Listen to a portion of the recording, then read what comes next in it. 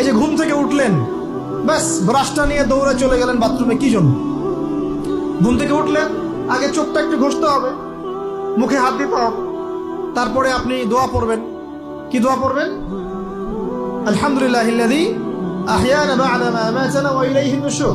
তারপরে আপনি যাবেন বাথরুমে। দোয়াটা না পড়ে কেন গেলেন? ঘুমাচ্ছেন, ঘুমানোর আগে আপনি অবশ্যই বলবেন। ঘুমানোর আগে একদম একটা গান শুনে, একটা গার্লফ্রেন্ডের সাথে 10 মিনিট কথা বলে, হ্যাঁ জান রাখি, ব্যাস, তারপরে ঘুমিয়ে গেলেন। ঘুমটা আপনার জন্য ইবাদত হলো না? হারামে লিপ্ত হতেন না?